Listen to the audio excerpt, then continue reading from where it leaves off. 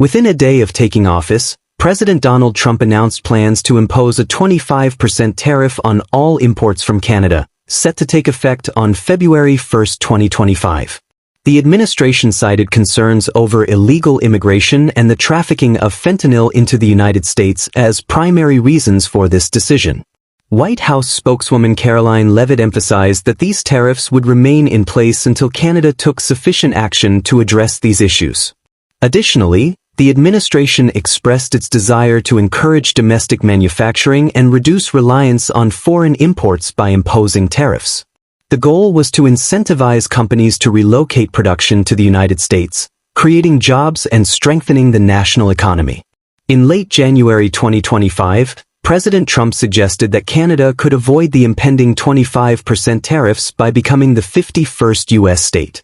He argued that such a move would result in substantial tax reductions and improved health care for Canadians, claiming that Canadian citizens would receive a significant tax cut and much better health coverage. Trump expressed confidence that Canadians would welcome the idea. This suggestion was part of his broader strategy to leverage economic measures in international relations. He had previously stated his intention to apply heavy tariffs on Canada, and on January 7, 2025, he outlined his ambition to use economic pressure to encourage Canada to join the United States. Trump argued that this would enhance national security and reduce U.S. expenses on border protection. The idea of Canadian statehood was met with immediate and firm rejection from Canadian officials. Former Finance Minister Chrystia Freeland responded directly, declaring that Canada is not for sale and emphasizing that the country was strong, independent, and unwilling to allow U.S. health insurers to profit off Canadians. The United States and Canada share one of the world's most extensive and integrated trading relationships. As of 2023, bilateral trade in goods and services reached approximately $923 billion, with U.S. exports to Canada totaling $441 billion and imports from Canada amounting to $482 billion, resulting in a U.S. trade deficit of $41 billion. The automotive industry remains a crucial component of this economic partnership, with significant exchanges in vehicles and automotive parts. In 2023, nearly 50% of U.S. motor vehicle and parts imports came from Canada and Mexico, highlighting the deep integration of the North American automotive industry. This strong trade relationship supports millions of jobs in both countries.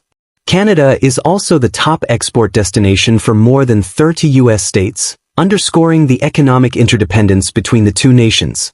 The trade partnership spans various sectors, including automotive, agriculture, energy, and services. Canada is the largest foreign supplier of energy to the United States, providing substantial amounts of oil, natural gas, and electricity. Canadian Prime Minister Justin Trudeau has strongly opposed Trump's proposed 25% tariffs on Canadian imports, warning of their harmful effects on both Canadian industries and American consumers. He pointed out that these tariffs would drive up costs in key sectors such as automobiles, lumber, and oil. In a press conference, Trudeau emphasized that the American people were not the target, expressing hope that common sense will triumph. Ontario Premier Doug Ford has also voiced concerns, stating that the province is considering restricting electricity exports to U.S. states such as Minnesota, Michigan, and New York. In 2023, Ontario's electricity exports powered approximately 1.5 million American homes. Ford described such a measure as a last resort but acknowledged that it was under consideration to safeguard Canadian interests. In response to the proposed tariffs, Canada is preparing to impose retaliatory tariffs on U.S. products worth approximately 37 billion Canadian dollars. Targeted goods include citrus juices, ceramic containers, and certain spirits. Although the full list has not been officially released, reports suggest that Canada is considering tariffs on American products such as Florida orange juice, Wisconsin dairy products, and Michigan-made dishwashers. Certain steel products are also under review, which could impact U.S. steel manufacturers. To further counteract the potential tariffs, Ontario Premier Doug Ford has called a snap election for February 27, 2025, seeking a strong mandate to protect the province's economy. Ford warned that the tariffs could result in severe economic consequences and significant job losses in Ontario. He is seeking voter support to implement countermeasures, including additional retaliatory tariffs on American goods and removing U.S.-made alcohol from store shelves. Canada plays a crucial role in the U.S. energy market, supplying approximately 60% of U.S. crude oil imports. A 25% tariff on Canadian crude could disrupt this supply chain, leading to increased costs for U.S. refiners and ultimately higher fuel prices for American consumers. Analysts have warned that such tariffs could destabilize energy markets and drive up fuel prices in the United States. Additionally, the U.S. imports a substantial amount of agricultural products from Canada, including nearly $3 billion in beef annually. The proposed tariffs could lead to higher food prices in the U.S., with experts predicting increases of up to 25% in some cases. This could add an estimated $185 annually to grocery expenses for American households, with lower-income families being disproportionately affected.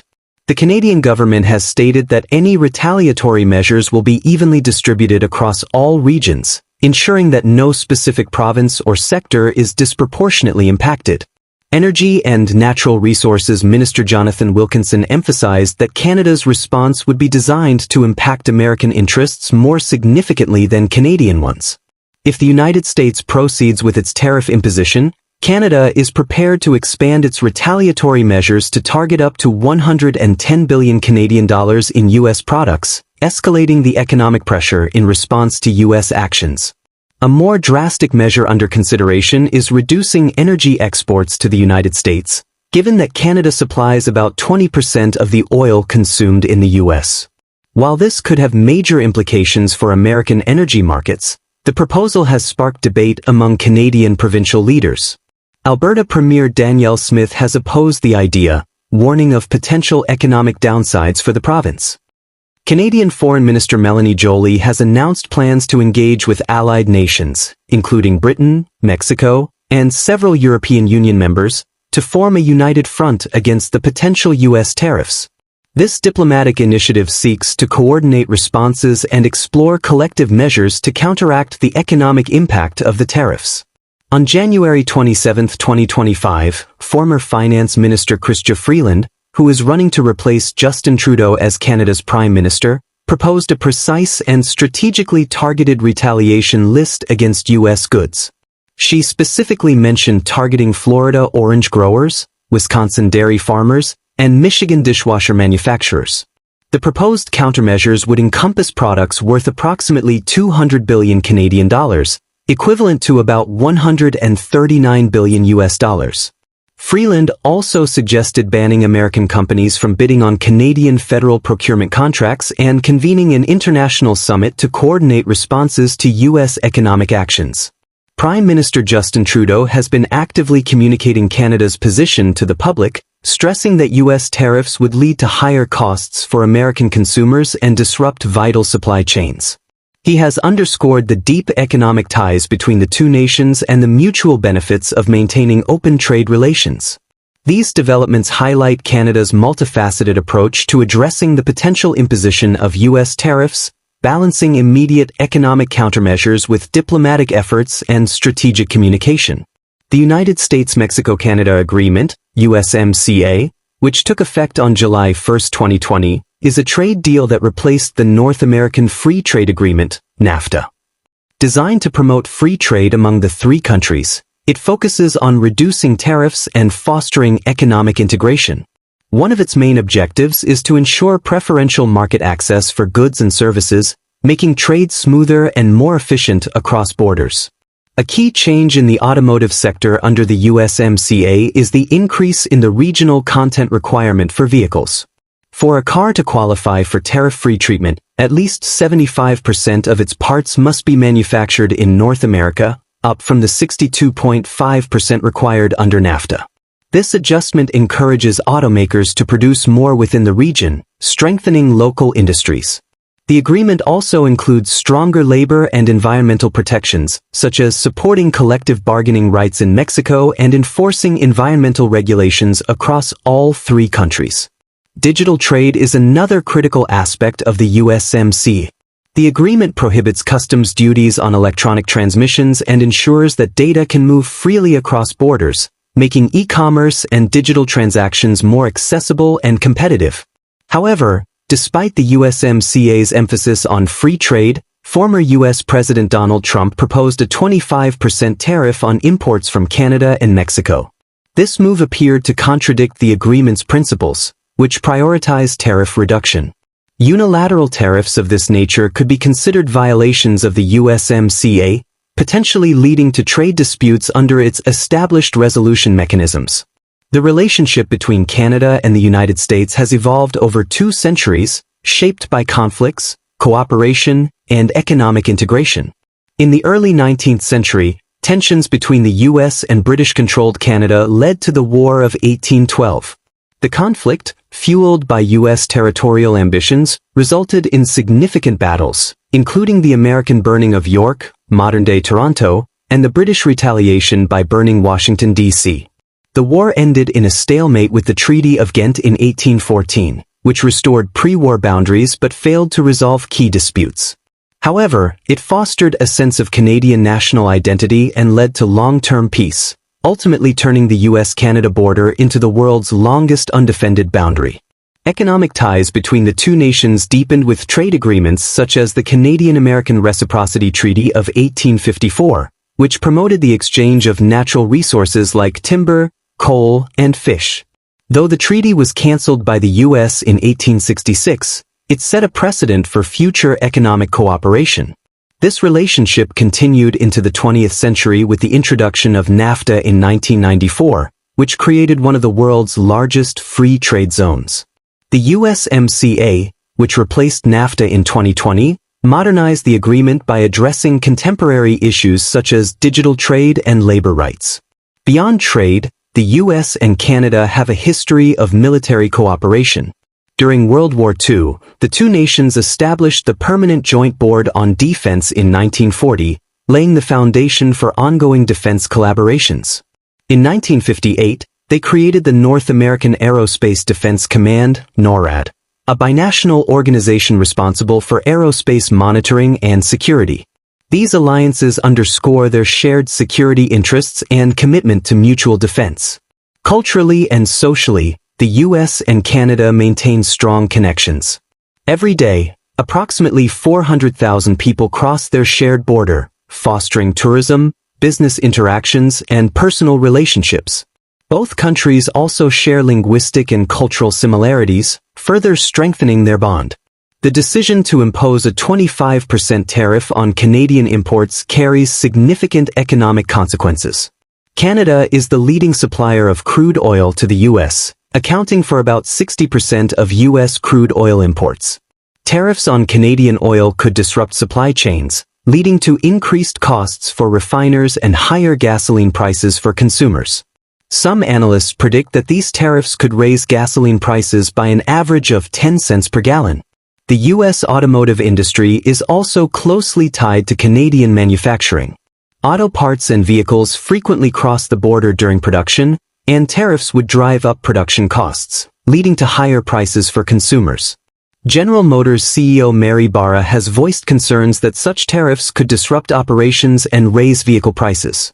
Similarly, the agricultural sector could be affected, as the U.S. imports nearly $3 billion worth of Canadian beef annually.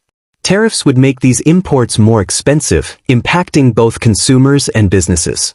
The imposition of tariffs could also strain diplomatic and economic relations between the U.S. and Canada. In response, Canada has indicated it may retaliate with its own tariffs on U.S. goods, potentially escalating into a trade war that could harm businesses and consumers on both sides. Furthermore, these tariffs could disrupt integrated supply chains, leading to inefficiencies and increased costs for industries dependent on cross-border trade. To mitigate its economic reliance on the U.S., Canada is actively seeking to expand trade with other countries. Initiatives like the Indo-Pacific Trade Strategy aim to diversify Canadian exports, focusing on emerging markets such as India and Indonesia. While this strategy could create new economic opportunities for Canada, it may also reduce the U.S.'s influence as Canada's primary trading partner, potentially limiting future trade prospects for American businesses. In summary, while the intent behind these tariffs may be to address specific policy concerns, they risk causing significant harm to the U.S. economy.